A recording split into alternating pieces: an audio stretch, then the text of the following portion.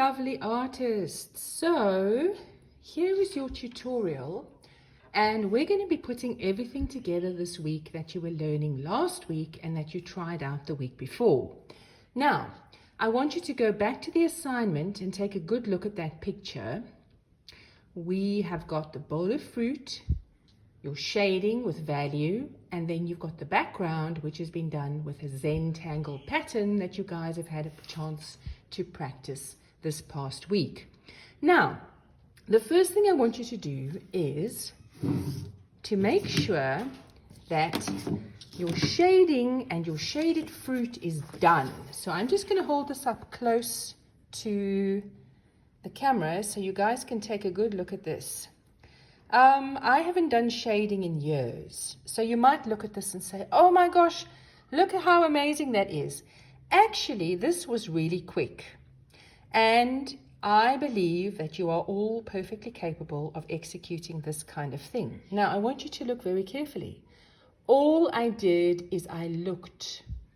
It's not 100% accurate, but I looked for the lightest value and the darkest value, and I put those in first, and then I shaded in different colors in between. And what that does is it immediately gives your fruit a pop of 3D, okay? Instant. It goes from a flat thing to being a shaded thing because there is light falling on it. And you need to take a little bit of time to really look. You are going to copy a picture. Remember, I told you 3 weeks ago when we first started this to take a photograph of a bowl of fruit. You can also Google. I actually Googled to find this, and here is my fruit. Okay, so once you have done your fruit, notice this is an A3 piece of paper. Once you've done your fruit, so you guys are probably going to get busy with that today, I want you to cut this out. So I'm cutting this out very carefully, like this. Cut. And once I've cut this thing out, I'm going to lay it aside and I'm going to get started on the background. This is a much easier way of doing it. I don't want anybody to do everything on one piece of paper, please. Okay, so your fruit is a separate piece of paper. You cut it out really carefully because I want those paper cut edges. Okay, there we go. I'm just taking off the excess paper like that. So I'm actually throwing it on the floor. Please don't do that in the classroom because I need to get it out the way. Okay, and I'm cutting in and I'm just making a really nice paper cut for myself. Okay, so that's getting cut out with my scissors. And I'm going round, cutting like this. Going round over here. Got some fiddly areas over here with the grape stalks. Do you see that? I'm not going to cut inside of that. I'm going to cut round. Let's keep cutting. And here, ladies and gentlemen, is my value shaded fruit, 3D fruit bowl. So I think you're going to be working on your 3D fruit today in the right proportion on your A3 paper. There's a pile of pencils in the classroom. I want you to really concentrate and look at the points of light. Okay, so watch this. Let's have another look. Do you see on the grapes? The lightest value over there is a white, and then the darkest is filled in over there. It's just a question of looking, and I've done this with multiple colors. Okay, that's put aside. Then I want you to go back to your Zentangle worksheets. You've had a lot of Zentangle work to look at this week. And I'm actually going to turn this to the side so you guys can see, so this fits in. And what you're going to do is I want you to make a place over here for where your fruit bowl is going to sit. And then you're going to divide this up into lots of different sections. I guess so it'll look like a patchwork quilt, okay? Something like this. You decide how you want to do this. Don't copy mine. It's going to be different for everybody. Then I want you guys to start working on some very nice Zentangle patterns. You're going to be using these. I love these Sharpies in class, okay? And we've got tons of these, and I want you to really think you're going to look at the example picture that we've done for some inspiration. You've had tons. On those worksheets that you were working on last week, there is a ton of inspiration. There are so many ideas for different Zentangle drawings, okay? So there's no reason to copy anybody.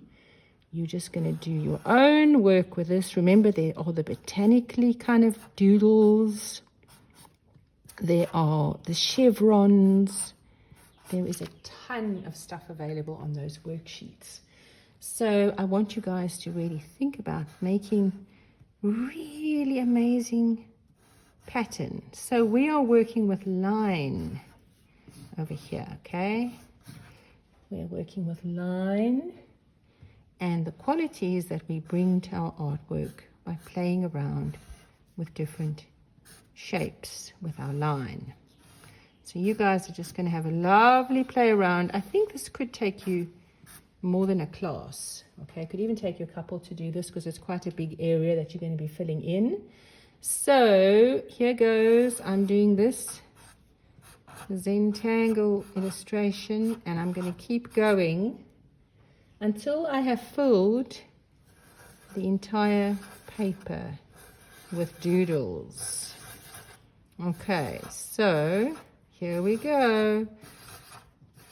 Now I'm not going to bore you guys by doodling for 40 minutes while you have to watch the video. So just to let you know that this doodle, see how I've done the one section over here? So you guys are going to refer back to the example that's posted in the assignment in Google Classroom. I'm going to refer back to that, and you'll notice that the whole thing has been filled in.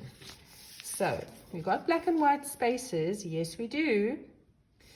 So imagine I have filled this entire thing with my Zentangle. Now this one is a little bit different because this one is horizontal, because we want to capture a kind of a tablecloth effect over here. So this one you're going to work in a little bit different to the other. Okay, so I want you to think about how you can make this section really interesting. I'm working really quickly. I don't think you should work super fast, okay? It's going to be very messy. I want you to think about this and work slowly, kind of reflectively about this. The more slowly you work, the more detail you're going to have. Then, last but not least, let me try to focus out. It's a little bit weird with this size of paper. I do apologize. So now the last phase, okay, so please imagine that I've doodled all of this full of Zentangle patterns. Last phase is I'm going to put my glue on the back over here, and I'm going to put my fruit nicely down with my fruit bowl like this. And you're going to have this wonderful contrast of the 3D value that really pops with your fruit, and all of this gorgeous line work and crazy Zentangle doodling in the background. Awesome. I can't wait to see what you guys are going to do with this.